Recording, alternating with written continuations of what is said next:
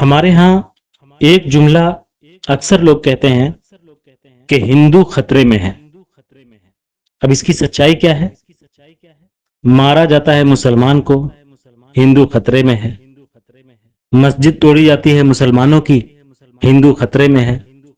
مزار مسمار کیے جاتے ہیں مسلمانوں کے، ہندو خطرے میں ہے۔ قرآن جلایا جاتا ہے، ہندو خطرے میں ہے۔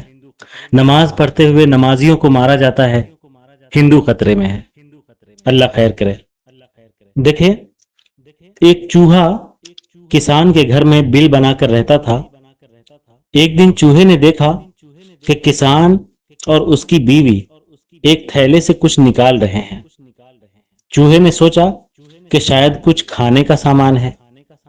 خوب غور سے دیکھنے پر اس نے پایا کہ وہ ایک چوہے دانی تھی۔ خطرہ بھانپنے پر اس نے گھر کے پچھواڑے میں جا کر کبوتر کو یہ بات بتائی کہ گھر میں چوہے دانی آ گئی ہے۔ کبوتر نے مذاق اڑاتے ہوئے کہا کہ مجھے کیا، مجھے کون سا اس میں پھنسنا ہے۔ مایوس چوہا یہ بات مرغ کو بتانے گیا۔ مرغ نے مذاق اڑاتے ہوئے کہا کہ جا بھئیے، میرا مسئلہ نہیں ہے۔ مایوس چوہے نے دیوار میں جا کر بکرے کو یہ بات بتائی اور بکرا ہنستے ہنستے لوٹ پوٹ ہونے لگا۔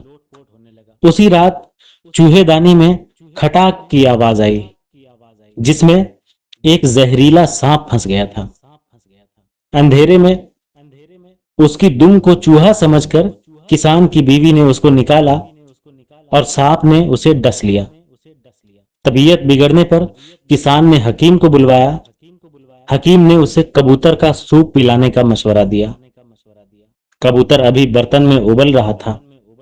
خبر سن کر کسان کے کئی رشتہ دار ملنے آ پہنچے، جن کے کھانے کے انتظام کے لیے اگلے دن مرغ کو ذبح کیا گیا۔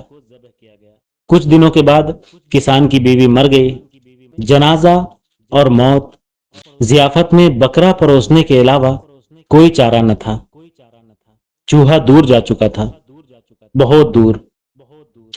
اگلی بار کوئی بھی آپ کو اپنے مسئلے بتائے اور آپ کو لگے کہ یہ میرا مسئلہ نہیں ہے، تو انتظار کیجئے اور دوبارہ سوچئے۔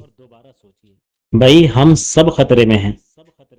بھلے سے آج ہم مارے جا رہے ہیں، لیکن جو سب کا ساتھ، سب کا وکاس کا نعرہ لگائے اور وہ صرف ایک طبقے کو ٹارگٹ کرے، تو یہ کہاں کا سب کا ساتھ اور سب کا وکاس ہے؟